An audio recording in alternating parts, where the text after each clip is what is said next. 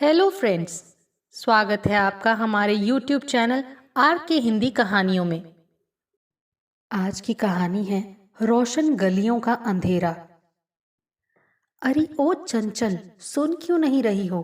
कब से गला फाड़े जा रही हूँ मैं, और तुम हो कि चुप बैठी हो? आकर खाना खा लो। 60 साल की रमा अपनी 10 साल की नातिन चंचल को कब से खाने के लिए आवाज लगा रही थी, लेकिन चंचल है कि जिद ठान कर बैठ गई। नहीं खाना है तो बस नहीं खाना है।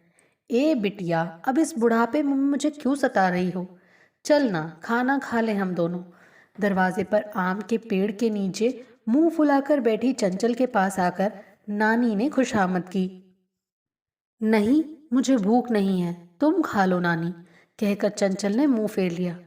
ऐसा भी हुआ है कभी, तुम भूखी रहो और मैं खा लूं? कहते हुए नानी ने उसे पुचकारा। तो फिर मान लो ना मेरी बात, मम्मी से बोलो यहाँ आए। अच्छा, बोलूंगी मैं, चल अब खा ले। 10 दिन से यही बोलकर बहला रही हो, लेकिन मम्मी से नहीं कहती हो। अभी फोन लगाओ और मेरी बात कराओ, मैं खुद ही बोलूंगी आने के लिए। बोलूंगी कि यहीं कोई काम कर लें, कोई ज़रूरत नहीं शहर में काम करने की। मुझे यहाँ छोड़कर चली जाती हैं और 3-4 महीने में एक बार आती हैं, वो भी एक दिन के लिए। ऐसा भी होता है क्या? सबकी माँ तो साथ में रहती हैं, लगाओ ना फ़ोन। चंचल मन की सारी भड़ास निकालने लगी। तुम ज़रा भी नहीं समझती हो बिटिया, मम्मी काम पर होगी ना अभी। अभी फ़ोन करेंगे तो उसका मालिक खूब बिगड़ेगा और पैसा भी काट लेगा। फिर तेरे स्कूल की फीस जमा नहीं हो पाएगी इस महीने की। जब फुर्सत होगी तब वो खुद ही करेगी फ़ोन। नानी ने उसे समझाने की कोशिश की। ठीक है, मत करो, अब उनसे बात ही नहीं करनी है मुझे कभी। जब मन होता है बात करने का तो मैं कर ही नहीं सकती। वो तो जब भी करेंगी तो 4 बजे भोर में ही करेंगी। नींद में होती हूँ मैं तब, आँख ही नहीं खुलती ठीक से, तो बात कैसे कर पाऊंगी? तुम ही बताओ नानी, ये क्या बात हुई? अच्छा अच्छा, ठीक है, इस बार आने दो उसे, जाने ही नहीं देंगे। नानी ने उसका समर्थन किया। हाँ, अब यहीं रहना पड़ेगा उन्हें हमारे साथ। चलो नानी, अब खा लेते हैं, भूख लगी है जोरों की। हाँ हाँ मेरी लाडो रानी, 12 बज गए हैं, भूख तो लगेगी ही। चल। चंचल उछलती कूदती नानी के साथ चली गई। दोनों साथ साथ खाने बैठी। चंचल भूख के मारे दनादन दाल भात के कौर मुंह में ठूसती जा रही थी। ओहो, शांति से खाना, ऐसे खाएगी तो हिचकी आ जाएगी, नानी ने टोका। लेकिन वो कहाँ सुनने वाली थी, मुंह में दाल भात ठूसती जा रही थी। आने दो हिचकी, पानी है ना, पी लूंगी, चंचल लापरवाही से बोली। नानी मुस्कुराई और उसे देखते हुए पुरानी यादों में खो गई। बेचारी नन्ही सी जान, इसे क्या पता कि इसकी मम्मी कि इसके लिए कैसे कलेजे पर पत्थर रखकर दूर रह रही है। दिसंबर की वो सर्द रात, जब वो 8 दिन की इस परी को मेरी झोली में डाल गई थी। पेट दर्द की न जाने कैसी बीमारी लगी थी मुझे। गांव घर के वैद्य हकीम से दवा दारू करके हार गई थी, लेकिन पेट दर्द जाने का नाम ही नहीं ले रहा था। रह रह कर दर्द उभर आता था। कुछ पढ़े लिखे लोगों ने कहा कि शहर में अच्छे डॉक्टर से दिखा दो। दिखा तो लेती, लेकिन अकेले कैसे जाती? ना पति ना कोई औलाद, बाप की इकलौती बेटी थी मैं। माँ मेरे बचपन में ही गुजर गई थी।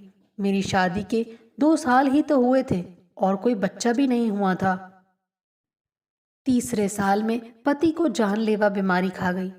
बापू भी बूढ़े होकर एक दिन परलोक सिधार गए। रह गई मैं अकेली। दूसरी शादी भी नहीं की, मन ही उचट गया था। हाथ में हुनर था तो सिलाई बुनाई का तो कुछ काम मिल जाता और घर के पिछवाड़े 3 कट्ठा जमीन में साग सब्जी उगा लेती। जो भी आमदनी होती उसी से गुजर बसर होती रहती। जब पेट दर्द असहनीय होने लगा था, अब बड़ी खुशामद के बाद पड़ोसी सहदेव का बेटा मुरली तैयार हुआ साथ में शहर जाने के लिए। शहर तो चली गई, लेकिन मुरली के मन में न जाने कौन सा खोट पैदा हुआ कि वो मुझे डॉक्टर के यहाँ छोड़कर बहाने से भाग निकला। वो तो अच्छा था कि मैंने पैसा उसको नहीं थमाया था, वरना। खैर, मैंने डॉक्टर को दिखा तो लिया, लेकिन जब पर्चे पर जांच पड़ताल के लिए कुछ लिख कर दिया तो अक बक कुछ न सूझ रहा था। भला हो उस कंपाउंडर बाबू का जिसने सब काम करा दिया। रिपोर्ट 4 बजे के बाद मिलने वाली थी, तो मैं वहीं बरामदे पर बैठकर रिपोर्ट और मुरली दोनों का इंतज़ार करने लगी। सोचा कि किसी काम से इधर उधर गया होगा, आ जाएगा। लेकिन ये क्या, 4 बज गए, रिपोर्ट भी आ गई, लेकिन मुरली का तो कोई अता पता ही नहीं। मन में चिंता हुई कि ठंड का मौसम है, 4 बज गए मतलब अब कुछ ही देर में अंधेरा घेर आएगा। घर कैसे जाऊंगी? तभी कंपाउंडर बाबू ने रिपोर्ट लेकर बुलाया तो मैं भी झोला उठाकर चल दी। डॉक्टर साहब ने बताया, जांच में कुछ गंभीर नहीं निकला है, ठीक हो जाओगी अम्मा, चिंता की कोई बात नहीं, ये सब दवाएं ले लेना, कहकर डॉक्टर ने एक और पर्चा थमाया। मन को शांति मिली। पास ही दवा की दुकान थी, वहीं से दवा ले ली। अब घर जाने की चिंता होने लगी। बस अड्डा किधर है, किस पर बैठूं? इतनी देर हो गई, अभी बस खुले भी की कि नहीं, कुछ समझ नहीं आ रहा था। कुछ ही देर में अंधेरा घेर आया तो मैंने वहीं बरामदे के एक कोने में अपने झोले से चादर निकाली और ओढ़कर ये सोचकर बैठ गई कि रात यहीं गुजार लेती हूँ किसी तरह, सुबह कुछ उपाय सोचूंगी। घर से लाई हुई रोटी और आलू की भुजिया रखी ही थी, भूख भी लग रही थी तो निकाल कर खा ली। 8 बजे वहां मरीजों की आवाजाही से खत्म हो गई। तभी गार्ड बाबू आकर कड़क कर बोला, ए माई, इधर सब बंद होगा, अब चलो निकलो यहां से। बाबू, रात भर रहने दीजिए ना, अकेली हूं और घर भी दूर है, सुबह सवेरे निकल जाऊंगी। मैं न जाने कितना गिड़गिड़ाई, लेकिन पता नहीं किस मिट्टी का बना था वो, अड़ा रहा अपनी बात पर। क्या करती मैं भी, झोला उठाकर ठिठुरते हुए सड़क पर निकल पड़ी। भटकती रही घंटों, पर कहीं कोई आसरा नहीं मिला। ठंड भी इतनी कि सब लोग बाग घरों में दुबके थे।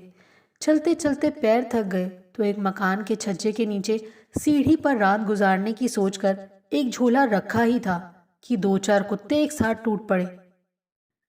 तभी अचानक से किसी ने जोर से मुझे अपनी तरफ खींचा और घर से एक ट्रक गुजरा। मुझे कुछ देर तो होश ही नहीं रहा।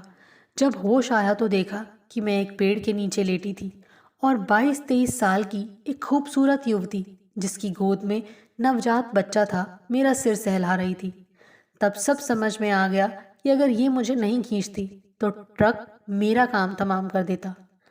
ऐसे बेखबर चलती हो, पता भी है रात के 12 बज रहे हैं, ऊपर से इतनी ठंड, और तो और आंख बंद करके सड़क पर चलती जा रही हो, अभी ट्रक के नीचे आती और सारा किस्सा खत्म। वो युवती मुझ पर बरसती जा रही थी, लेकिन उसका बरसना मन को सुकून दे रहा था। पल भर में हमारे बीच न जाने कौन सी डोर बन गई कि हमने एक दूसरे के सामने अपने दिल खोल कर रख दिए। उसके दर्द को जानकर कलेजा कांप गया। उसका नाम मनीषा था। उसे उसकी सौतेली माँ ने 14 साल की उम्र में ही एक दलाल के हाथों बेच दिया था और ये बात फैला दी कि वो किसी के साथ भाग गई है। दलाल ने उसे एक कोठे पर पहुंचा दिया और उसका नाम मोहिनी रख दिया गया। वो ना चाहते हुए भी मालिक के इशारे पर नाचती। हर रात अलग अलग मर्द उसके जिस्म से खेलते। कई बार भागने की भी कोशिश की, लेकिन हर बार वो पकड़ी जाती और फिर दुगनी मार सहती। एक बार तो वो घर भी पहुंच गई थी, लेकिन सब ने अपनाने से इनकार कर दिया।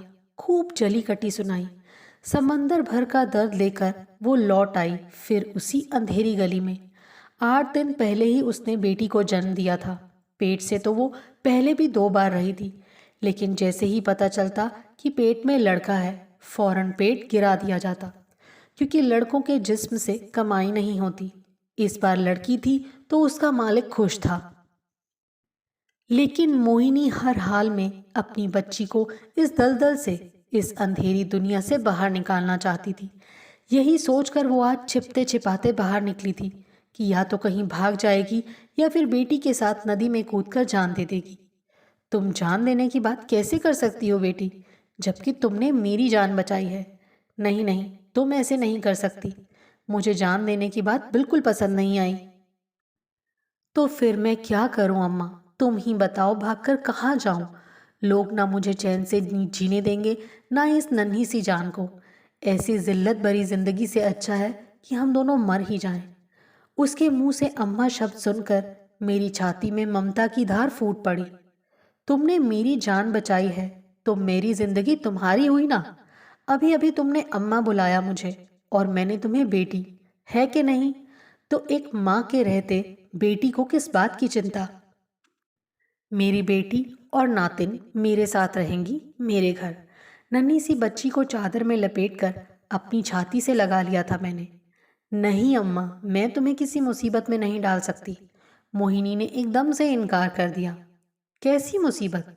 बच्चे माँ के लिए मुसीबत नहीं होते हैं। तू चल मेरे साथ। मेरा गांव शहर से बहुत दूर है, कोई खोज भी नहीं पाएगा। मैंने खूब मनोहार की, लेकिन वो थी कि मान ही नहीं रही थी। सुबक सुबक कर कहने लगी, अम्मा तुझे कुछ नहीं पता कि इन चकाचौंध वाली गलियों के सरदार की पहुंच कितनी दूर तक है। बड़े बड़े नेता, मंत्री, अफसर और भी न जाने कितने रसूखदारों को अपनी सेवा देते हैं ये लोग। ऐसी कई हस्तियों के हाथों लुट चुकी हूं मैं भी। मोहिनी का नाम और चेहरा सबका जाना पहचाना है। फौरन ढूंढ लेंगे ये भेड़िए। अम्मा, अब इस नरक की आदी हो चुकी हूं मैं। अब कोई मलाल नहीं था, लेकिन अब इस नन्ही जान के लिए कलेजा मुंह को आ जाता है। इसे किसी भी कीमत पर इस नरक में ना झोंकने दूंगी उस जालिम को, चाहे जान ही क्यों ना देनी पड़े। तो क्या सोचा है तुमने? मुझसे रहा नहीं गया। अम्मा, एक एहसान करोगी मुझ पर? वो कातर स्वर में बोली। तू बोल तो सही। मैंने आश्वासन दिया तो वो बोली, तू इसे रख ले अपने पास, पाल ले इसे, मैं खर्च भेजती रहूंगी। खूब पढ़ाना लिखाना, और हाँ, मैं कभी कभी मिलने भी आती रहूंगी सबसे छिपकर। लेकिन मेरी सच्चाई मत बताना कभी, वरना नफरत हो जाएगी इसे। जब पढ़ लिख कर समझदार हो जाएगी तो सही समय पर सब सच बता देंगे। बोल अम्मा, तू करेगी ये एहसान मुझ पर? मैंने उसे गले से लगा लिया और हामी भर दी। अम्मा, तुम्हारे गांव की तरफ जाने वाली बस सुबह 5 बजे खुलती है। मैं बिठा दूंगी, तुम चली जाना। अभी तो 2 ही बज रहे हैं और ठंड भी इतनी है। चलो कोई कोने वाली जगह ढूंढ ले, कम से कम ठंडी हवा से तो राहत मिले। नींद तो वैसे भी नहीं आएगी। कहकर उसने मेरा झोला उठाया और चल पड़ी। बच्ची मेरी गोद में थी। थोड़ी दूर चलने पर बस अड्डा आ गया। यात्री ठहराव के लिए बने हॉल नुमा बरामदे में एक खाली कोने में हम दोनों ने रात काटी। वो रात भर बच्ची को अपनी छाती से लगाए रही। हम दोनों सुबह मुंह अंधेरे उठ गई। उसने चादर से मुंह ढक लिया और टिकट ले आई। मुझे बस में बिठाकर उसने अपने कलेजे के टुकड़े को सौंप दिया। इसके बाद उसने मेरे गांव का नाम पता एक कागज़ पर लिख लिया। फिर बोली, अम्मा, किसी को कुछ पता नहीं चलना चाहिए। आज से ये तुम्हारी है। मैं वहाँ सबसे कह दूंगी कि ठंड लगने से मर गई तो फेंक आई नदी में। उसकी आंखें नम थीं, लेकिन एक अलग ही चमक भी थी। बस खुलने ही वाली थी। वो बच्ची को चूमकर तेजी से नीचे उतर गई। तब से ये मेरे साथ ही है। मोहिनी 2-4 महीने पर आ जाती है मिलने। अब तो फ़ोन खरीद कर दे दिया है, तो जब मौका मिलता है बात भी कर लेती है। अरे ओ नानी, हाथ क्यों रुक गया तुम्हारा? खाओ ना। मैं इतना सारा नहीं खा पाऊंगी ना। चंचल ने हाथ पकड़कर अपनी नानी को झकझोरा तो वो वर्तमान में लौट आई। अरे हाँ, खा ही तो रही हूँ। हो गया तुम्हारा तो तुम उठ जाओ। नानी हड़बड़ाकर बोली। तुम भी ना नानी, बैठे बैठे सो जाती हो। चंचल हंसते हुए बोली और चांपा कल की ओर भागी। आपको हमारी ये कहानी कैसी लगी, प्लीज़ कमेंट करके ज़रूर बताइए। अगर आप इस चैनल पर नए हैं तो इसे सब्सक्राइब करें और शेयर करें। Thank you.